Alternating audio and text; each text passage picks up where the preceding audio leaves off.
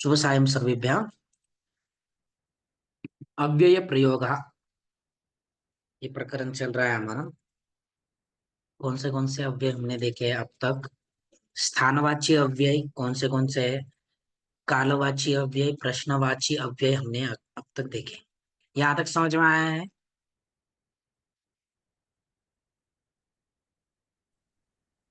ठीक है।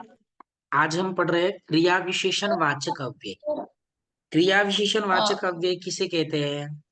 क्रिया की विशेषता बताने वाले अव्यय पद क्रिया विशेषण वाचक अव्यय पद कहलाते। क्रिया की विशेषता मतलब क्या? क्रिया किस तरह से हो रही है, जल्दी हो रही है, तेजी से हो रही है, धीरे हो रही है, ऐसे। ठीक है। तो क्रिया की जो विशेषता है वो बताने वाले जो अव्यय है उन्हें हम क्या कहते हैं? क्रिया विशेषण अव्यय। जैसे हिरन तेजी से दौड़ता है। कैसा दौड़ता है? तो दौड़ना जो क्रिया है उसके लिए तेजी से, यह तेजी क्या होगी? क्रिया विशेषण अव्यय होगा। ठीक है। तो उस तरह से क्रिया की विशेषता बताने वाले जो अव्यय है उन्हें क्रिया विशेषण अव्यय कहा जाता है। जैसे पहला अव्यय क्या है? शनै शनै। एक ही अव्यय है, शनै ही। क्या है? एक ही अव्यय है, शनै ही।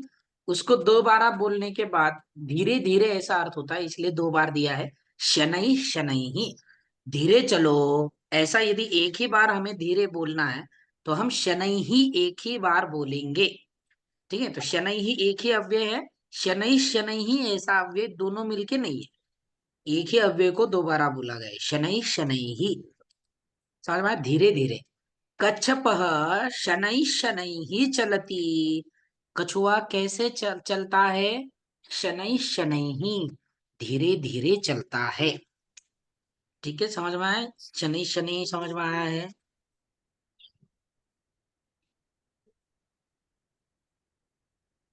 आगे शीघ्रम।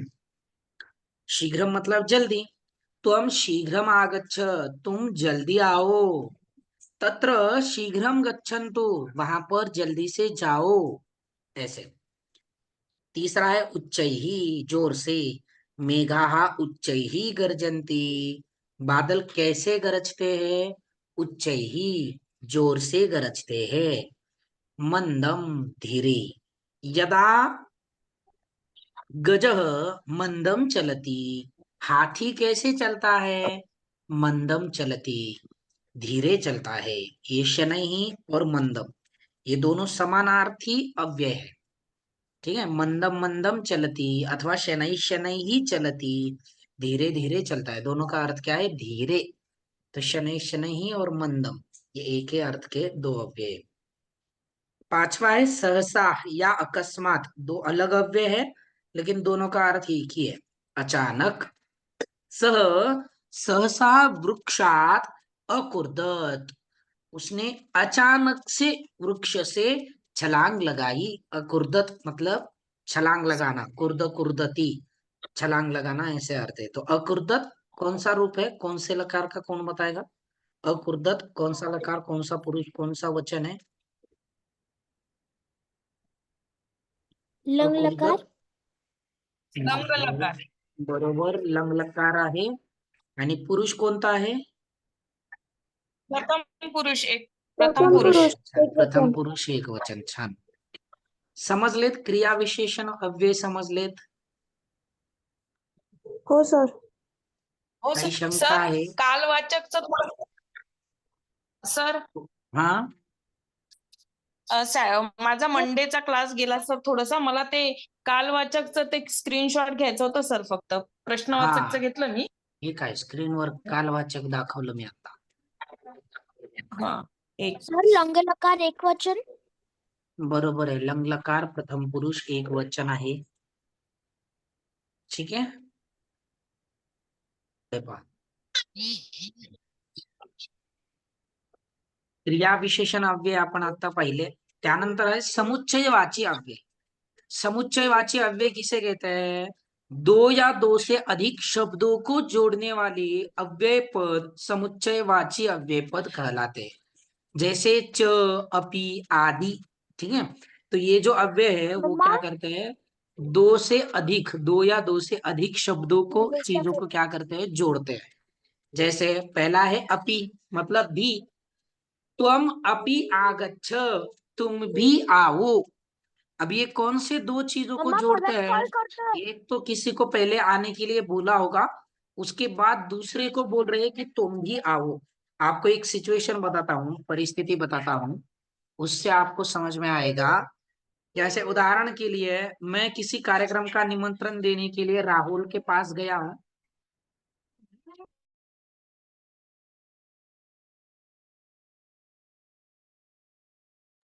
मैं कोई निमंत्रण देने के लिए राहुल के पास गया हूँ, वहां पर रुद्र भी था।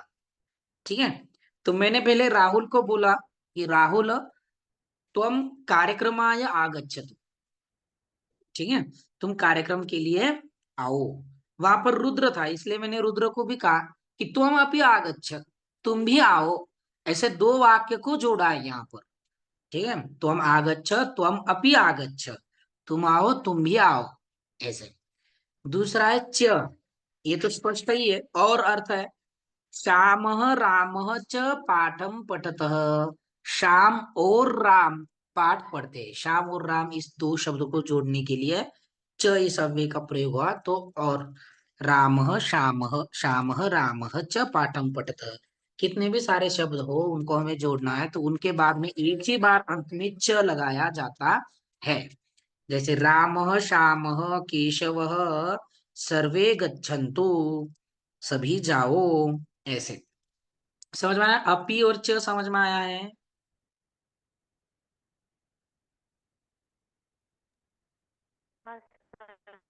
ठीक है।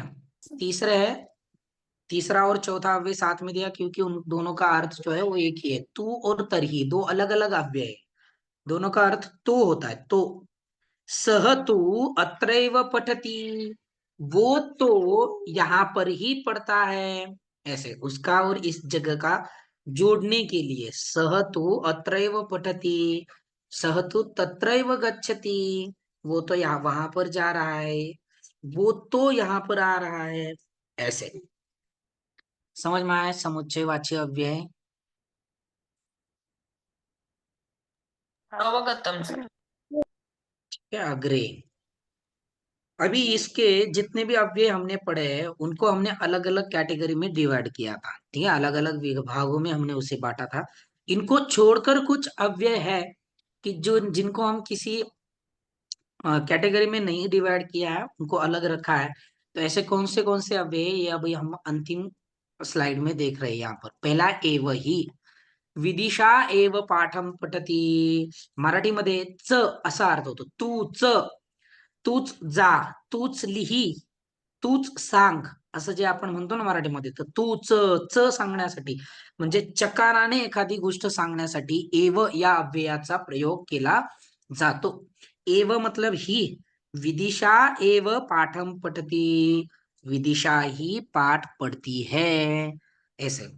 दूसरा है ननु, सॉरी, नूनम, नून दिया है मैंने, सिर्फ यहाँ पर नूनम चाहिए, म चाहिए उसके ऊपर।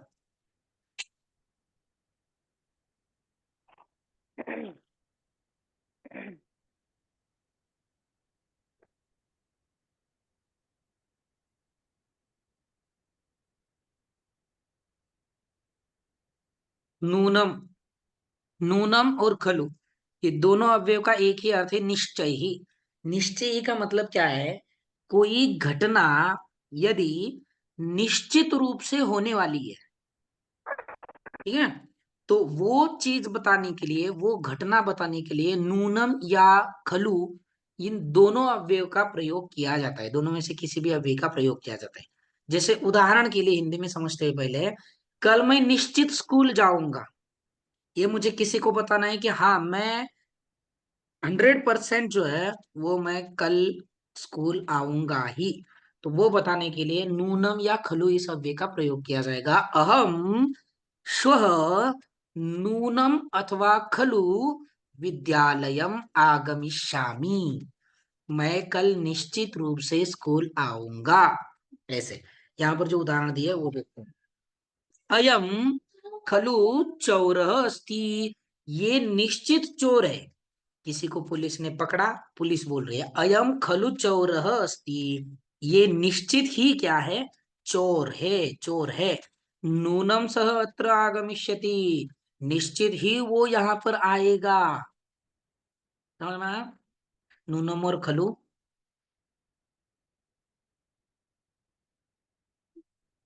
ठीक है, आगे वृथा, वृथा मतलब व्यर्थ, बेकार। त्वम वृथा मा भ्रम, तुम व्यर्थ मत घूमो। त्वम वृथा भाषणम मा कुरु, तुम व्यर्थ बड़बड़ मत करो। त्वम कोलाहलम, त्वम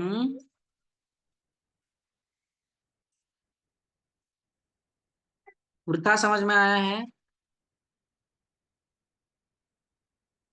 त्वम वृथा कुत्र भ्रमसि, तुम व्यर्थ कहाँ घूम रहे हो, ऐसे। चौथा है सत्वरम और शीघ्रम, दोनों साथ में दिया है, दोनों का अर्थ एक ही है, जल्दी।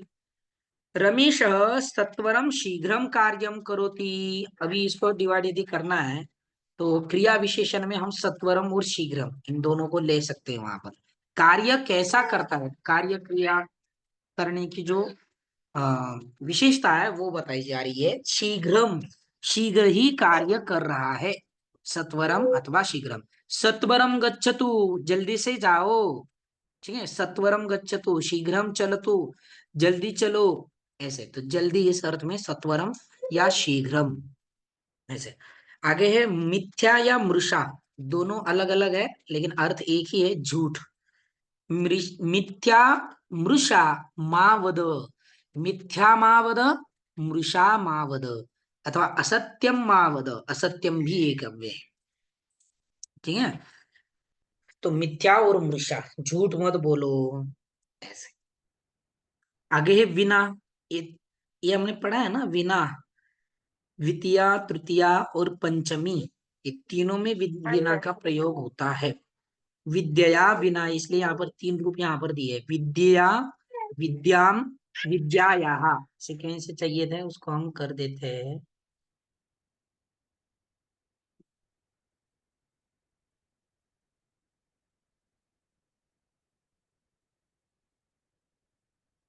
विद्याम,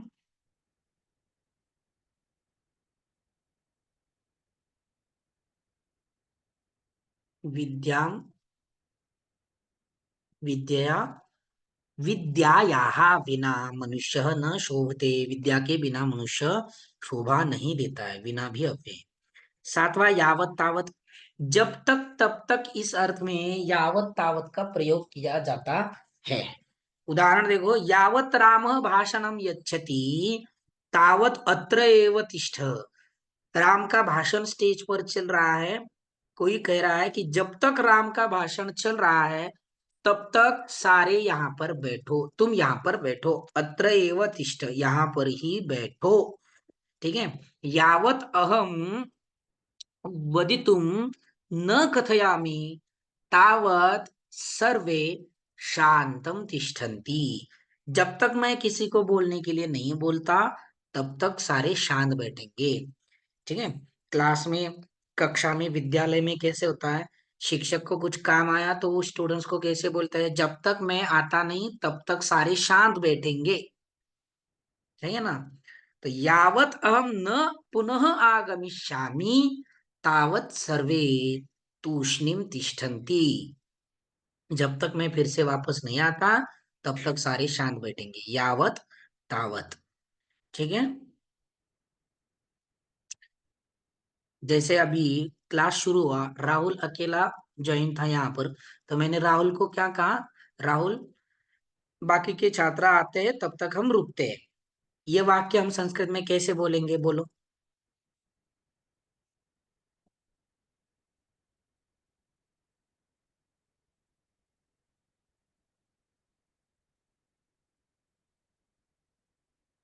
जब तक छात्र नहीं आते तब तक हम रुकते हैं। सर मी सांगू हम्म, राहुलः यावत् अन्य छात्राः आगच्छन्ति तावत् अत्र तिष्ठ। तावत् पर्यन्तं वयं विरमामः, तब तक हम रुकते हैं. सही है, व्हेरी गुड, छान. समजलं यावत तावत?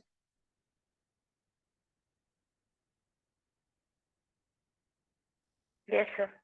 अग्रे इव के समान, सह वैभव इव वदती, वो वैभव के जैसा बोलता है या उसके समान. कोई व्यक्ति होता है उसके जैसा दिखता है, जैसे राहुल और रुद्र एक जैसे दिख रहे हैं. सही है, तो हम कैसे बोलेंगे? राहुल रुद्र इव दृश्यते.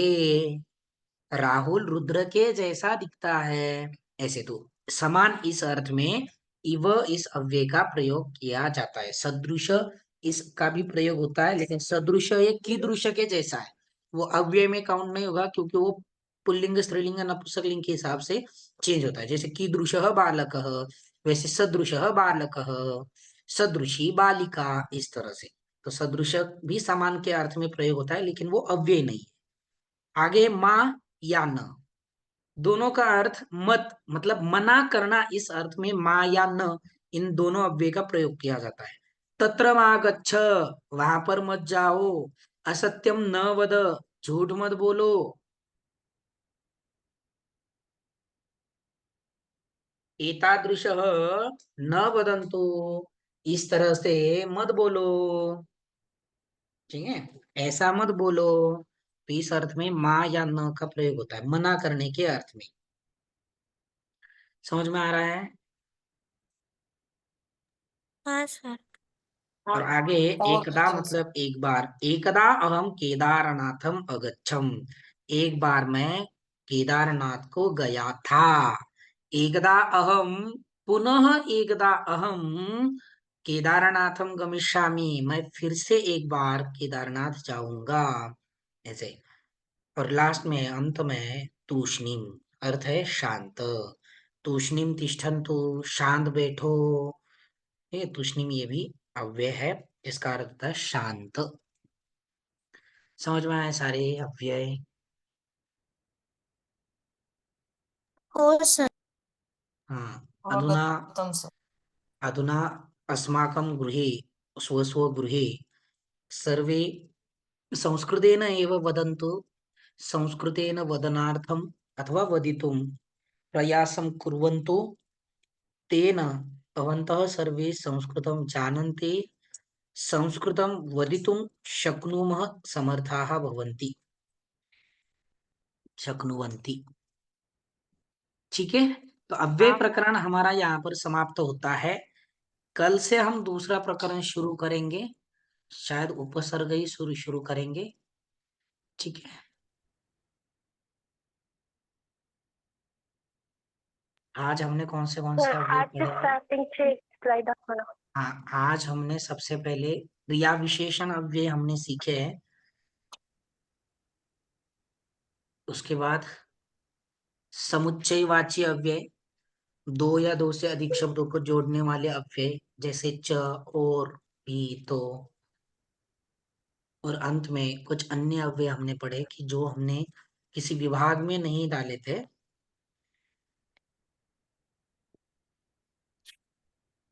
ठीक है, हाँ सर. थांबूया ठीक तिथे. है. शुभरात्री सर्वेभ्यः. शुभरात्री आचार्य. शुभरात्री.